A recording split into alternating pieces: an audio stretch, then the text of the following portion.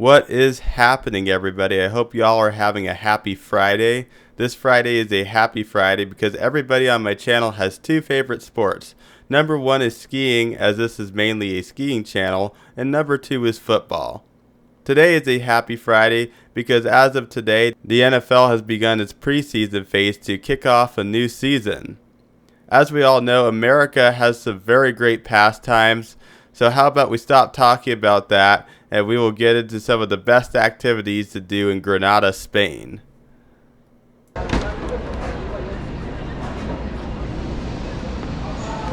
Granada is a hidden gem in the country of Spain, with everybody trying to go visit the touristy destinations such as Madrid, Barcelona, Sevilla, and Malaga. Granada tends to be skipped over. In today's video, I will be going into the top 5 best things to do in Granada.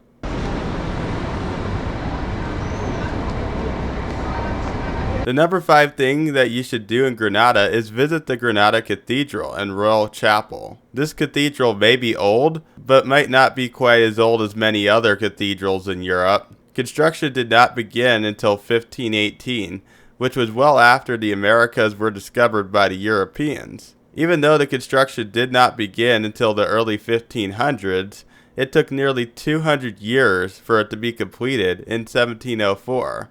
Which was just 72 years before the United States got its independence. One of the reasons the church was built so late was because Granada was the last city to be reconquered by the Christians after the fall of the Roman Empire. One thing you may notice when you go visit the Granada Cathedral is the tower was never completed. The cathedral was supposed to have 2 towers, but unfortunately due to structural issues, they were not even able to complete the first tower. Hence why they had to scrap the second one. The cathedral is an interesting component to Granadan culture. It is even worth checking it out if you're an atheist like I am. Anyway, I will leave the rest for you to explore on your trip to Granada.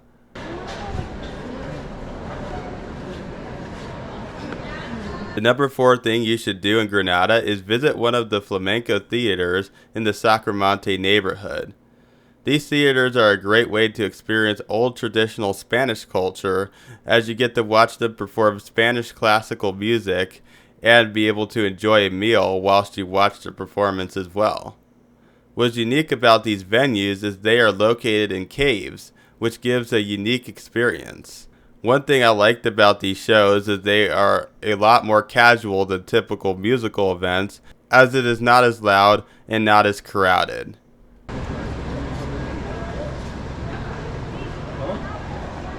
The number 3 thing that you should do in Granada is watch the sunset from the hilltops. Granada is known to have some pretty breathtaking sunsets. The sunset's pretty late in Granada due to Spain being in a time zone ahead of their geographic region. Because the sunset's late in Spain, you can't really miss the sunset.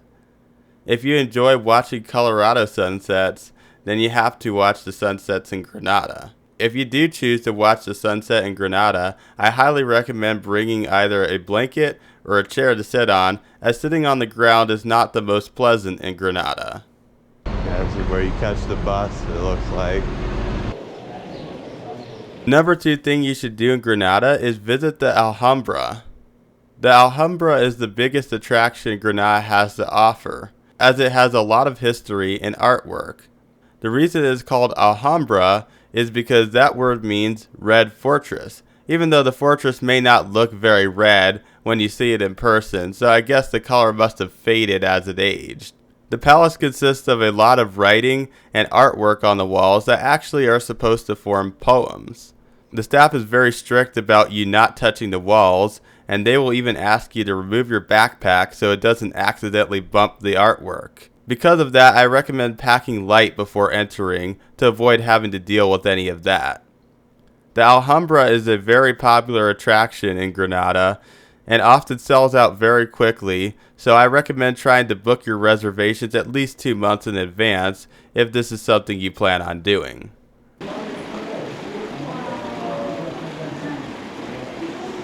The number 1 thing that you should do in Granada is bar hop.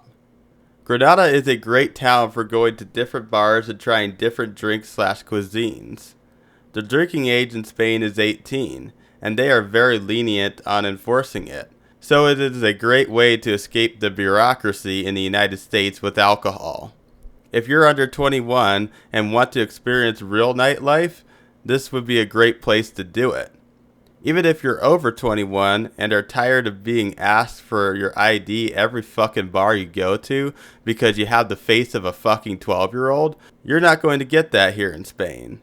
It also isn't just about the alcohol either. It is a great way to try new foods on the cheap.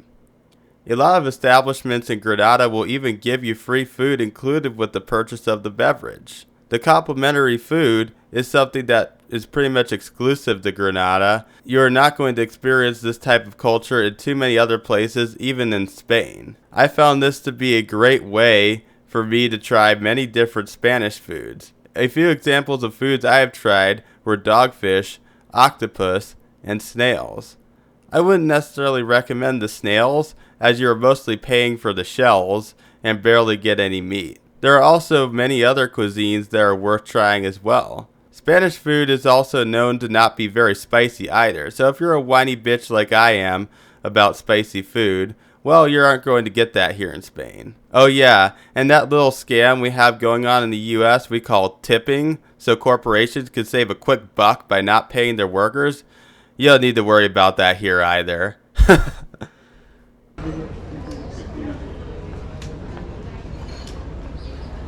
Anyway, Granada is a great place to travel to, and you really get to immerse yourself in the Spanish culture.